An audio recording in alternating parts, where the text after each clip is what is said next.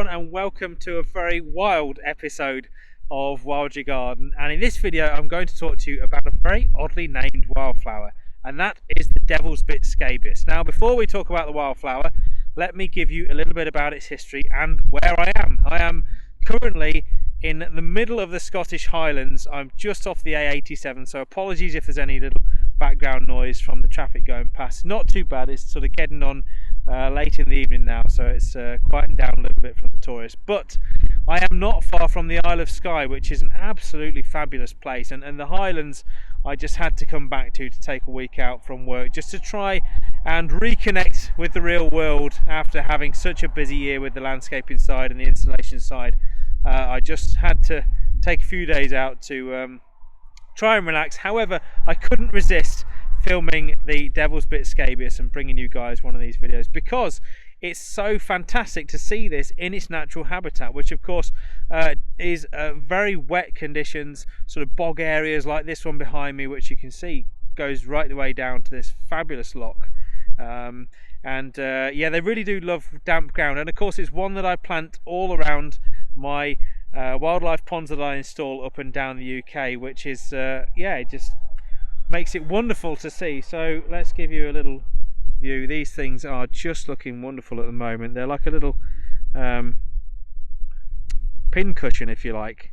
Lovely little round flower. They don't have the sort of wider flower heads of the more general field scabious and small scabious that you might see more commonly in the wild. It's very rare that I've seen devil's bit scabious in the wild, so it's wonderful, as I say, to see it here in these damp conditions. It sort of stretches away, and I've seen thousands and thousands of these all through the Highlands, right the way up from sort of Loch Lomond all the way up to where I am now near the Isle of Skye. So it's just fantastic to see.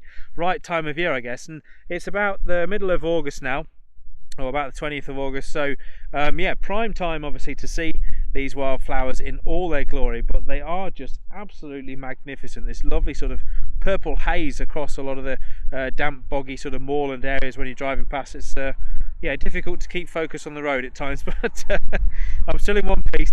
But no, I thought I'd just stop and do this quick video because they are absolutely fantastic, and they are absolutely loved by insects, which of course is why you guys are here, I'm sure, to learn about the wildflowers that you can put in your garden to help wildlife. So these will go even in a bog garden and really well, as long as it's kind of, you know, really damp. Although I have seen them on some sort of drier sites as well.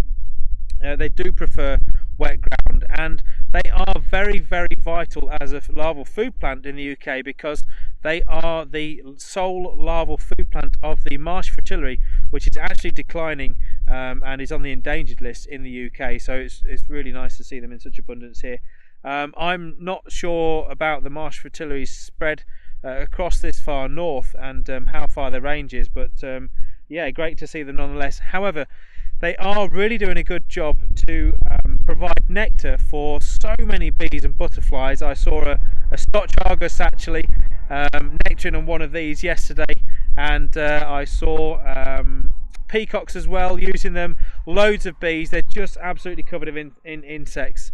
As I say, it's getting late in the day now, but earlier they have been absolutely riddled with insects, which is of course brilliant for our pollinators. They're such a wonderful block of colour within the landscape, but this landscape as a whole is just incredible. I mean, what about that for a backdrop?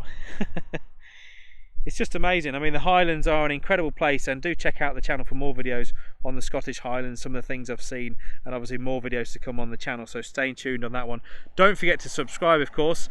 But yeah, it's just stunning. I mean, I could sit and look at this all day. There's actually some really sandy beaches over there, which is fantastic to see.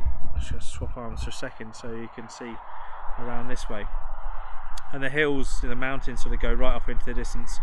Yeah, fabulous place. And yeah, the marsh fritillary, as I say, is the sole butterfly that uses the larval food plant.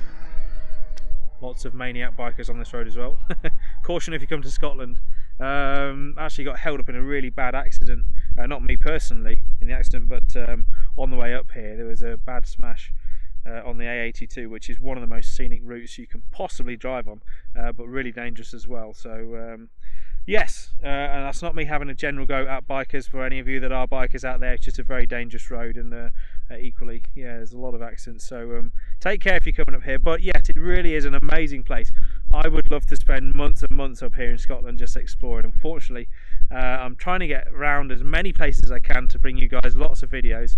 I've got another one coming up. I'm going to go on the hunt for the UK's largest crabapple tree, which of course is our native apple, which I can't wait to go and look for that around Loch Lomond in the next couple of days.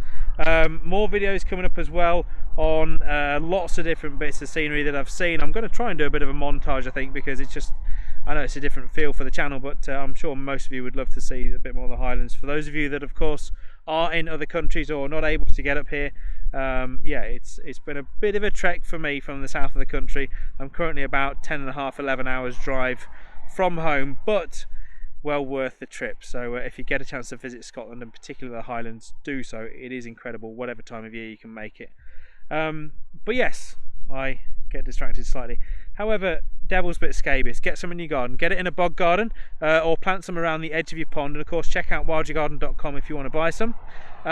These are a plant that will flower from June to October, and yeah, they are such a little splash of colour. They are absolutely brilliant. They're quite discreet, but a very vital food source for wildlife. So Devil's Bit Scabious, get some. They are fantastic, and they can of course go in a wet margin of a barrel pond if you haven't got a pond, or a little Belfast sink with a bit of soil in it.